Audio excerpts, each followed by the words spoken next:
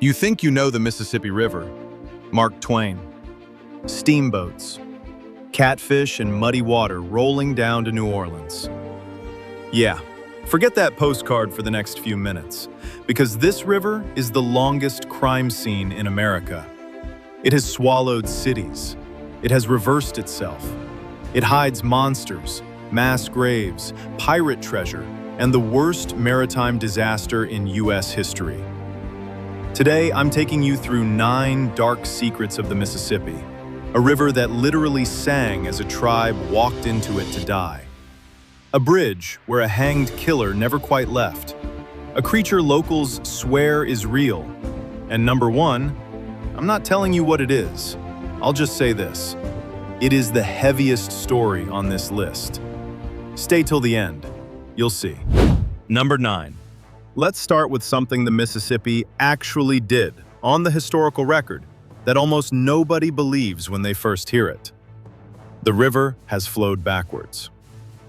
February of 1812, the strongest earthquake ever recorded in the eastern United States hit a town called New Madrid in what's now Missouri. Magnitude 7.7, maybe higher. Church bells rang in Boston, chimneys fell in Cincinnati, and right at the epicenter, the ground rose up out of the riverbed like a wave. Eyewitness accounts from that night are out of a nightmare. The water boiled, whirlpools opened out of nowhere, whole islands sank in seconds, taking river pirates camped on them straight down. And then, for several hours, the Mississippi reversed direction. Boatmen who lived through it swore they watched the river run north instead of south. 2 temporary waterfalls appeared in the channel. Boats went over them. The people on board didn't come back. A new lake, 18 miles long, just appeared in Tennessee where there had been forest the day before. It's still there. Reelfoot Lake. You can drive to it. That fault is still active. Geologists say there's a real chance in our lifetime the Mississippi does it again. Number 8. This one is going to sound like a tall tale, but stick with me. For as long as people have been on the lower Mississippi, they've been seeing something in the water. Indigenous tribes described it first. A creature, long, snake-like, with the head of an alligator and a body somewhere between giant fish and serpent. 20, 30, sometimes 60 feet long. Different names depending on the tribe, but the description stayed weirdly consistent across hundreds of miles of river. Then white settlers showed up and they started seeing it too. 1830, a schooner captain near the mouth of the river said he watched something 70 feet long swim next to his boat. 5 other men on the crew saw the same thing. 1920, timbermen on the side rivers reported a giant snake-like animal. 1969, 2 brothers fishing said they saw something with a triangular ridge down its back and a snout like an alligator. They had no idea about the old legends, they just saw what they saw. Skeptics say it's the alligator gar. That's a real fish, and it does live in the Mississippi. In 2011, fishermen pulled one out that was 327 pounds and at least 95 years old. Imagine sharing the water with that. But the sightings that describe 60 feet, that say it moves like a snake, those don't fit any fish we know. Locals stopped trying to explain it. They just don't swim there at dusk. Number 7. When you hear pirate, your brain shows you the Caribbean. Wrong ocean. Real American piracy happened right here on this brown, muddy river, and it was brutal. For about 40 years, between 1790 and 1830, the Mississippi was a no-go zone. A man named Samuel Mason ran a gang out of a place called Cave-In Rock, a giant cave overlooking the water. He turned it into a fake inn. Travelers would stop in for a meal. They'd never leave alive. Mason briefly partnered with the Harp brothers, who historians call America's first serial killers. The Harps were so violent that even the pirates kicked them out for being too much. Let that sit. Pirates told them, "You're too dark for us." When Spanish authorities finally caught Mason in 1803, they searched his bag. Inside, they found $7,000 in cash and 20 human scalps. He claimed he was a farmer. They didn't buy it. On the trip back for trial, Mason escaped. He got shot in the head trying. He survived that somehow. but 2 of his own men killed him for the bounty. They cut his head off and brought it in. The treasure he'd been hoarding for years was never found. People still hunt for it along the river today. Number 6. Southwest of Meridian, an old falling-apart bridge crosses the Chunky River, which feeds into the Mississippi system. Locals call it Stuckey's Bridge. Nobody drives on it. Everybody knows the story. There was a man called Old Man Stuckey, connected to the Dalton gang. He ran an inn near the bridge. Travelers stopped in for the night. Some got robbed and killed, buried in shallow graves along the river. Nobody knows the real count. They eventually caught him. They hanged him from his own bridge. That should be the end of it. It isn't. People visiting Stuckey's Bridge, even in daylight, see things. A figure standing on the planks. A man walking the riverbank with a lantern, like he's looking for somebody. The Travel Channel filmed there in 2018, and the crew came out shaken, cameras dying, batteries draining in minutes. One guy heard a voice in his ear when nobody was next to him. The water under that bridge is dark and slow, the kind that doesn't quite reflect the sky right. Locals say at the wrong hour of night, faces show up in it, shapes, hands. Teenagers go out there to prove they're brave. A few of them come back and never talk about it again. Number 5. April 27, 1865. 2 weeks after the Civil War ends, a steamboat called the Sultana heads up the Mississippi from Vicksburg. The Sultana was built for 376 people. This trip, she was carrying over 2,400. Almost all of them Union soldiers just released from Confederate prison camps. They had survived starvation, disease, the worst of the war. They were going home. The captain had been warned. One of the boilers was cracked. The boilermaker said, "Replace it." The captain said, "No, patch it. We need to move." 6 times the legal capacity, an overstrained boiler, the spring flood current. You don't need to be an engineer to see where this goes. 2 a.m., 10 miles north of Memphis. 3 of the 4 boilers exploded. The blast killed hundreds instantly. The wooden boat caught fire. Men were thrown into the freezing Mississippi at flood stage, where the river was nearly 5 miles wide. They couldn't see the shore. Most of them couldn't swim after months of starvation. They just sank. Death toll? Somewhere between 1,100 and 1,800. To this day, the worst maritime disaster in American history. More dead than the Titanic. You've never heard of it. Why? Because Lincoln had been assassinated 13 days earlier. John Wilkes Booth was killed the day before. The newspapers had no space left. 1,000 soldiers died in the river, and the country just moved on. The wreck is still down there, buried under mud on the Arkansas side. Number 4. The Natchez Trace runs along the eastern side of the Mississippi for hundreds of miles. For centuries, it was the most dangerous trail in America. But there's one specific spot on it, mile marker 233, that even the bandits avoided. It's called Witch Dance. The story goes like this. Long before settlers, witches gathered here in the forest. They danced at night, and wherever their feet touched the ground, the grass died. Not flattened, died, and never grew back. Here's the part that gets me. Those dead patches are still there. You can walk to Witch Dance today and find spots of bare earth surrounded by lush green forest. Park rangers can't explain it. The soil tests fine. There's no obvious reason the grass shouldn't come back, but it doesn't.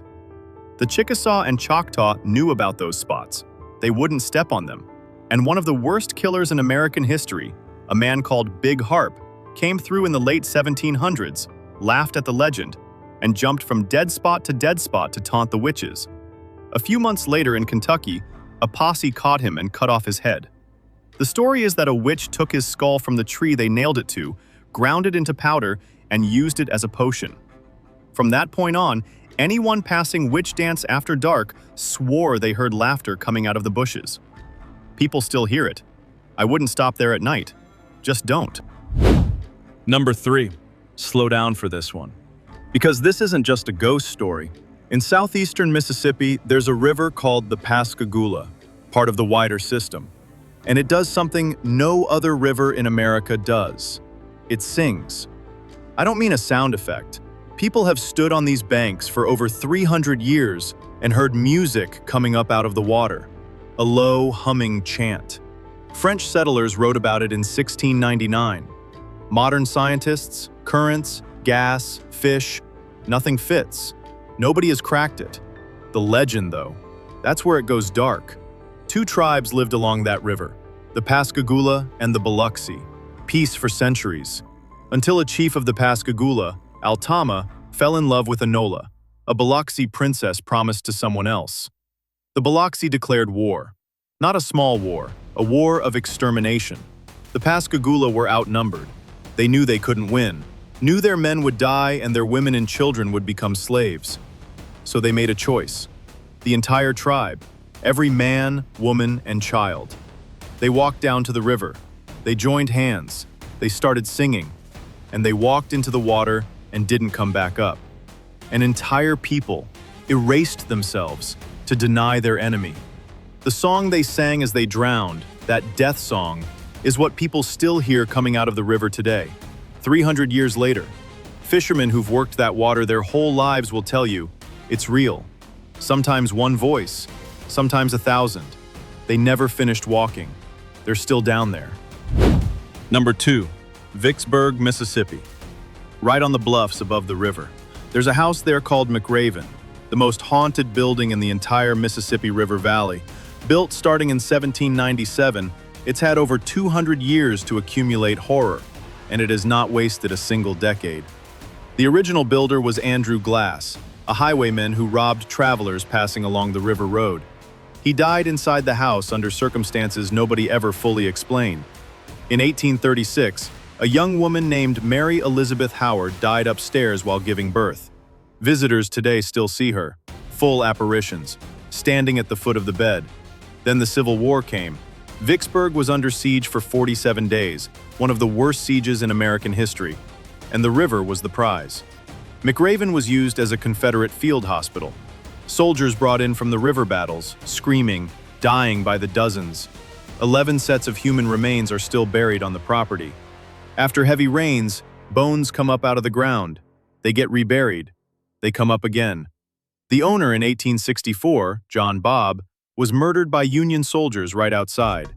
In 1911, another resident died inside. At least 5 documented deaths in those walls. Paranormal investigators pull evidence out of McRaven regularly. Voices in empty rooms, 20-degree temperature drops in seconds, photographs that come back with people in them who weren't there. The current count is 14 ghosts in one house. Whatever's still in there is not trying to hide. After everything that happened in those rooms, with the river just outside, honestly, I don't blame them. But we still have number 1. I told you to stay until the end. Here's why. Number 1, Natchez, Mississippi. Right above the river, on the bluffs, there is a place called the Devil's Punchbowl. From above, it looks like a hole in the earth.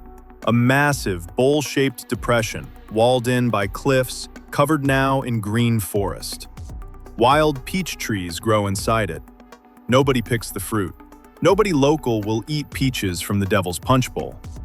Once I tell you why, you won't either. 1863. The Union Army takes Natchez. Enslaved people across the South hear Union forces are near. They run. They walk off plantations, in families, in groups, and they come to Natchez looking for freedom. The town's population, around 10,000 before the war, swells to nearly 100,000. Almost all freed black men, women, and children. Nowhere to go, no food, no shelter. The Union Army was not prepared. They had no policy. So they made a decision. They put those people into camps in and around the Devil's Punchbowl, a natural pit, walled in by bluffs. The people who had just walked out of slavery were now penned into a hole above the Mississippi River. What happened next? The records are deliberately incomplete. Most historians cite around 2,000 deaths. Some sources go as high as 20,000. The truth is somewhere we'll never know, because the people who died there were not the kind of people whose names got written down. smallpox, starvation. The bodies, by some accounts, were not allowed to be removed. The river is right there, just below the bluff, carrying all of it. After heavy rains, locals say, bones still wash out of the dirt. Pieces of people. Someone's grandmother. Someone's son. The land has never been excavated. There is no monument. There is barely a sign. Those peach trees grew because nobody planted them. They came from seeds in the food the prisoners were given. The food that wasn't enough. So the trees are, very literally, the children of that suffering. And when locals say they won't eat the fruit, what they mean is that peach grew out of those people. That is the darkest secret of the Mississippi River. A place where thousands of human beings who had just been told they were free died on its banks. And the river kept rolling, like it didn't see anything.